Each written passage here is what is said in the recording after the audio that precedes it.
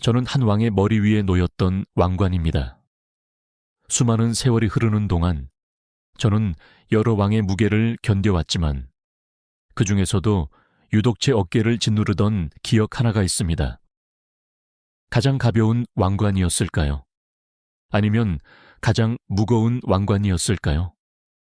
한때는 한없이 무거운 책임감으로 빛났고 또 한때는 그 책임감조차 지켜주지 못했던 비극적인 왕관. 저는 오늘 한 어린 왕의 짧고도 애달픈 이야기를 전해드리려 합니다. 제 시선으로 바라본 그의 삶은 과연 어떤 모습이었을까요? 과연 이 왕관이 짊어졌던 무게는 무엇을 의미했을지 지금부터 그 사연 속으로 함께 들어가 보시죠. 이 이야기는 단지 한 왕의 비극을 넘어 권력과 인간의 숙명에 대한 깊은 질문을 던질 테니까요. 1441년 저 먼 궁궐의 깊은 곳에서 한 작은 생명이 세상의 빛을 보았습니다. 그 아이의 이름은 홍이었죠.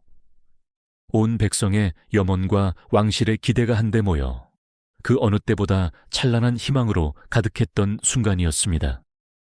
당시 조선은 위대한 성군 세종대왕의 치세 아래 태평성대를 구가하고 있었고 곧 왕위를 이을 문종 또한 명민하고 덕망 높은 세자였으니 이 어린 왕손의 탄생은 그야말로 온 나라의 축복과도 같았죠. 태어난 지 얼마 되지 않은 아기 홍이의 맑고 평온한 얼굴 위에는 그 어떤 비극의 그림자도 드리워져 있지 않았습니다. 모두가 그의 미래가 밝고 순탄할 것이라 믿어 의심치 않았고 저 역시 언젠가 이 작은 아이의 머리 위에서 빛나게 될 날을 꿈꾸었죠. 하지만 저는 어렴풋이 느낄 수 있었습니다. 이토록 눈부신 축복의 이면에는 알 수 없는 불안감과 미래에 대한 예측할 수 없는 먹구름이 드리워져 있다는 것을요. 그 작은 손이 언젠가 거대한 운명을 쥐게 될 것이라는 아련한 예감 말입니다. 기쁨도 잠시 1452년 예기치 않게 비극의 서막이 올랐습니다. 덕망 높던 문종대왕께서 갑작스레 승하하신 것이죠. 채 40을 넘기지 못한 젊은 나이였습니다.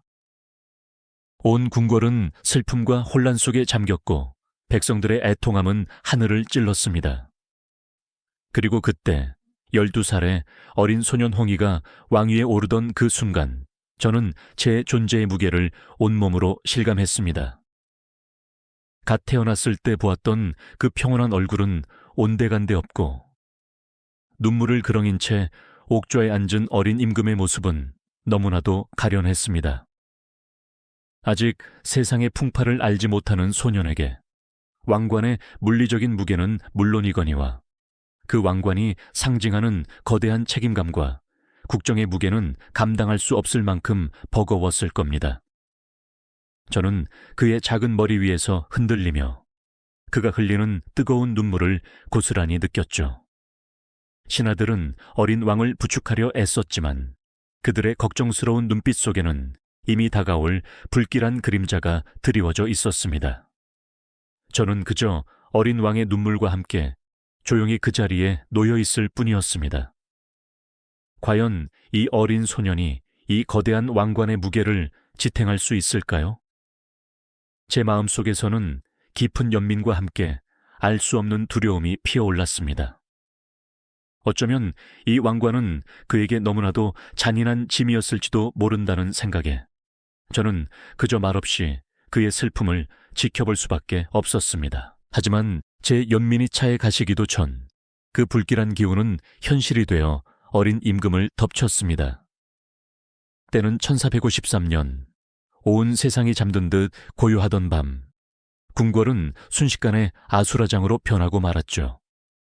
어둠이 짙게 깔린 궁궐 안은 낯선 긴장감으로 가득했습니다. 무언가 엄청난 일이 벌어지고 있다는 걸 저도 어린 임금의 떨리는 숨결을 통해 직감할 수 있었습니다. 수양대군이라는 이름이 온 궁궐을 휩쓸며 왕의 가장 든든한 버팀목이었던 대신들을 하나둘 제거해 나갔습니다. 충직한 신하들의 비명소리가 밤하늘을 갈랐고 핏빛으로 물든 칼날은 어린 임금의 눈앞에서 섬뜩하게 번뜩였죠. 13살, 아직 어린 소년이었던 단종은 숨 쉬는 것조차 버거워 보였습니다. 그의 작은 머리 위에 놓인 저는 그가 느끼는 공포와 절망을 고스란히 느꼈습니다. 홀로 남겨진 왕의 고독은 너무나도 깊어 그 무게가 저에게까지 전해지는 듯 했죠. 저는 그저 그의 머리 위에서 흔들리며 이 모든 비극을 무력하게 지켜볼 수밖에 없었습니다. 궁궐의 모든 문이 닫히고 어린 임금은 이제 아무도 믿을 수 없는 깊은 외로움 속에 갇히고 말았습니다.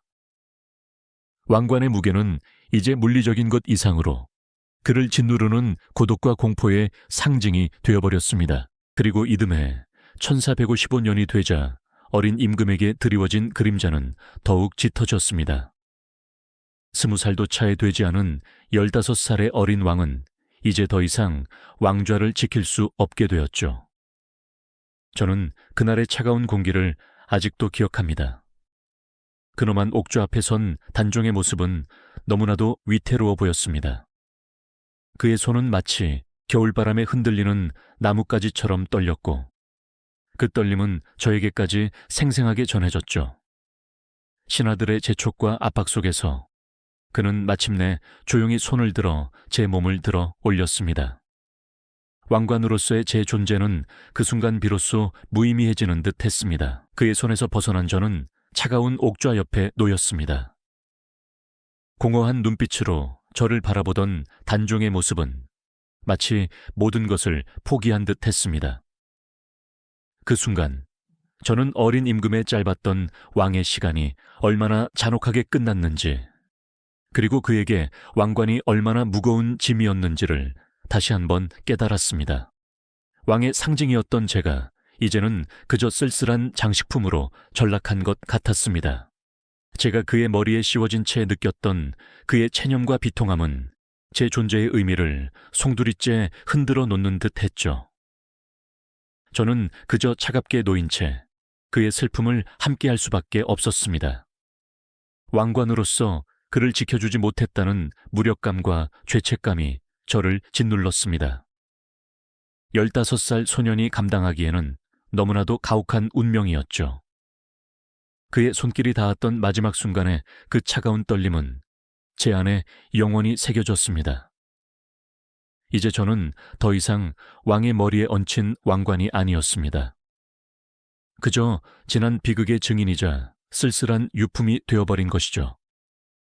왕의 상징인 제가 왕을 지켜주지 못했다는 슬픔에 잠겼습니다. 그렇게 저는 쓸쓸히 궁궐 한편에 놓인 채 더는 임금의 머리에 오르지 못하는 신세가 되고 말았죠.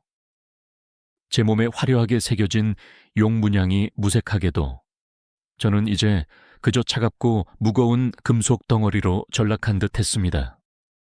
하지만 제 심장은 여전히 그 어린 임금을 향해 뛰고 있었고 궐 안팎으로 들려오는 그의 소식에 촉각을 곤두설 수밖에 없었죠.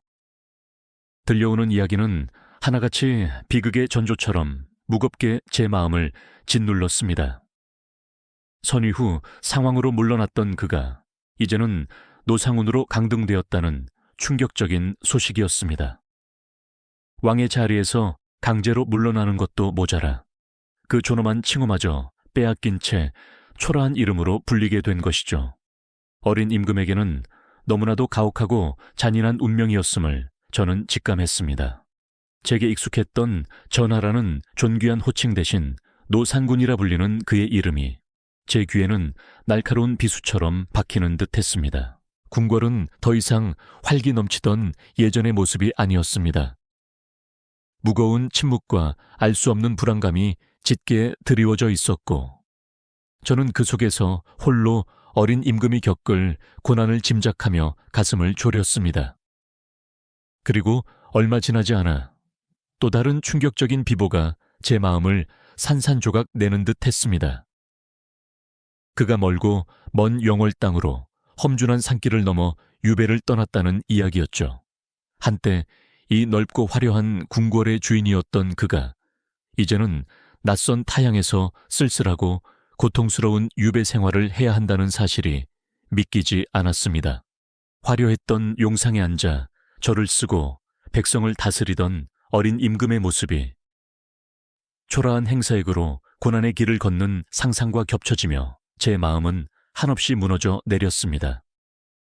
차가운 돌바닥 위, 저는 그저 가만히 놓여 그의 곁에서 아무것도 해줄 수 없는 저의 무력함을 사무치게 느낄 수밖에 없었습니다.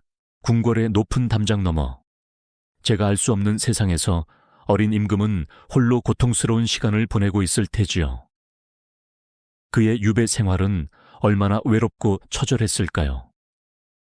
한때 모든 것을 가졌던 왕이 모든 것을 잃고 외딴 곳에서 하루하루를 버텨내야 하는 그 심정을 저는 감히 헤아릴 수조차 없었습니다. 그 소식을 들을 때마다 제 몸은 마치 차가운 서리가 내린 듯 얼어붙는 것 같았고 제 존재의 의미마저 송두리째 흔들리는 듯한 절망감에 사로잡혔습니다. 시간이 흐를수록 궁궐의 분위기는 더욱 어둡게 가라앉았고 마치 불길한 그림자가 온 궁을 뒤덮는 듯 했습니다. 그리고 마침내 제 존재의 의미를 송두리째 뒤흔들고 제 심장을 갈기갈기 찢어놓는 최악의 비보가 전해져 왔습니다. 어린 임금이 그만 세상을 떠났다는 소식이었습니다. 너무나 잔혹하고 비통한 이야기였죠. 저는 그 자리에 얼어붙어 아무것도 할 수 없었습니다. 제 안에 모든 희망과 기대가 무너져 내리는 듯 했죠. 17살, 꽃다운 나이에 비극적인 운명으로 생을 마감한 어린 임금의 삶은 제게 영원히 지워지지 않을 상처로 깊이 새겨졌습니다. 왕의 상징인 제가 그를 지켜주기는커녕 그의 비참한 마지막을 먼 발치에서 전해 듣기만 해야 했다는 사실이 저를 짓눌렀습니다. 제가 그의 머리에 씌워져 있던 그 짧은 순간들, 그의 떨리던 손길, 그리고 마지막으로 저를 벗어 내려놓던 그의 체념 어린 눈빛이 주마등처럼 스쳐 지나갔습니다. 저는 차가운 금속 덩어리였지만 제 안에는 어린 임금의 슬픔과 고통이 고스란히 새겨진 듯 했습니다. 왕관으로서의 제 역할은 무엇이었을까요? 왕을 상징했으나 고난 앞에서는 무력했던 제 존재가 한없이 초라하게 느껴졌습니다. 어둠이 깔린 방 한 구석에 놓여 외부에서 들려오는 비극적인 소식에 귀 기울이는 것 말고는 아무것도 할 수 없었죠. 궁궐 공기는 그의 죽음으로 더욱 차갑고 무겁게 가라앉았습니다. 어린 임금의 짧은 생애가 이토록 비참하게 막을 내릴 줄 누가 상상했을까요? 제게는 영원히 풀리지 않을 숙제처럼 남았습니다. 그의 고통과 절망이 제가 놓인 이 차가운 공간마저 집어삼키는 것 같았습니다. 저는 그저 침묵 속에 그의 비극을 가슴 깊이 기억할 뿐이었습니다. 그렇게 어린 임금의 비극은 제게 깊은 상흔으로 남았습니다. 그러나 제 고통은 거기서 멈추지 않았죠. 비극은 계속해서 저를 덮쳐왔으니까요. 왕의 자리를 잃고 노상군으로 강등되었다는 소식은 궁궐 한편에 쓸쓸히 놓인 제게도 날아들었습니다. 그 소식을 들으며 저는 그저 무력하게 이 자리에서 모든 것을 지켜볼 수밖에 없었죠. 이제 겨우 15살이었던 그 아이가 차가운 유배길에 올랐다는 이야기는 제 심장을 찢는 듯 했습니다. 영월로 향하는 길은 얼마나 험난했을까요? 초라한 유배지에서 그가 겪었을 고통은 또 얼마나 깊었을까요? 저는 그저 어두운 방에서 외부에서 들려오는 비극적인 소문들에 귀 기울일 뿐이었습니다. 궁궐의 화려함과는 너무나도 동떨어진 그의 삶을 상상하며 저는 깊은 절망과 후회에 잠겼습니다. 제가 그를 더 이상 지켜줄 수 없다는 사실이 너무나도 아팠습니다. 결국 어린 노상훈이 스스로 생을 마감했다는 비보가 전해졌을 때 제 세상은 완전히 무너져 내렸습니다. 그 소식은 마치 얼어붙은 칼날처럼 저를 꿰뚫는 듯 했죠. 저는 그저 침묵 속에서 저를 지탱하던 마지막 희망마저 산산조각 나는 것을 느꼈습니다. 그 아이의 마지막 순간이 얼마나 외롭고 고통스러웠을지 저는 감히 상상조차 할 수 없었습니다. 그저 죄책감과 무력감만이 저를 짓누를 뿐이었죠. 그렇게 오랜 세월이 흘렀습니다. 241년이라는 긴 시간 동안 저는 그저 궁궐의 한 구석에서 먼지에 덮인 채 잊힌 존재로 남아 있었죠. 계절이 수없이 바뀌고 달력이 몇 번이나 새롭게 걸렸는지도 모를 세월이었습니다. 왕좌를 둘러싼 피비린내 나는 권력 다툼은 계속되었고 수많은 임금들이 제 앞에서 즉위하고 퇴위하는 것을 지켜보았습니다. 그러던 어느 날 숙종 임금의 어전회의에서 단종의 이름이 다시금 엄숙하게 언급되었다는 소식이 들려왔습니다. 마침내 241년 만에 그의 명예가 회복되는 순간이었죠. 억울하게 폐위되고 비극적인 죽음을 맞이했던 그가 다시금 왕의 지위를 되찾게 된 것입니다. 먼지에 덮여있던 제 몸은 다시금 빛을 보게 되었지만 그 빛은 너무나도 슬펐습니다. 이 왕관을 다시 쓸 수 있는 단종은 더 이상 이 세상에 없었으니까요. 뒤늦게 찾아온 명예는 그에게 아무런 위로도 될 수 없었을 겁니다. 그저 역사의 아이러니와 깊은 회한만이 제 가슴을 맴돌았습니다. 그때 그 아이에게 진정 필요했던 것은 41년 후의 복권이 아니라 단 한순간의 따뜻한 위로와 보호가 아니었을까요? 씁쓸함만이 가득한 순간이었죠. 저는 생각합니다. 과연 그 모든 권력이 무슨 의미였을까요? 12살 소년 하나 지켜주지 못했던 이 왕관이 과연 무엇을 상징했던 걸까요? 비운의 왕이라는 역사적 평가를 넘어 어린 단종이 겪었던 고통과 절망은 단순한 역사의 한 페이지가 아닙니다. 그것은 권력의 허망함과 그 책임의 무게를 뼈저리게 느끼게 하는 인간적인 비극이죠. 왕관은 그저 머리 위에 얹히는 장식이 아니었습니다. 그것은 한 나라의 운명과 한 사람의 생명을 좌우하는 막중한 책임의 상징이었죠. 하지만 그 책임은 때로 너무나도 무거워서 어린 소년에게는 감당할 수 없는 짐이 되기도 했습니다. 단종의 이야기는 우리에게 끊임없이 질문을 던집니다. 진정한 권력이란 무엇이며 그 권력은 누구를 위해 존재해야 하는가? 그리고 인간 존엄성의 가치는 어떠한 상황에서도 지켜줘야 하는 것이 아닐까요? 이 비극적인 역사는 오늘을 살아가는 우리에게도 중요한 메시지를 전하고 있습니다.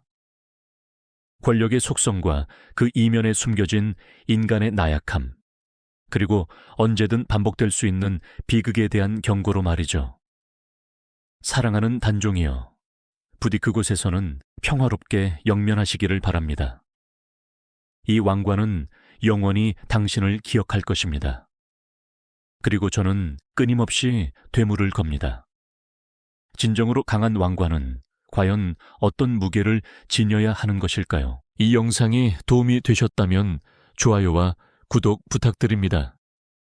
여러분의 응원이 제게 큰 힘이 됩니다. 다음 영상에서도 더 유용한 정보를 공유하겠습니다. 감사합니다.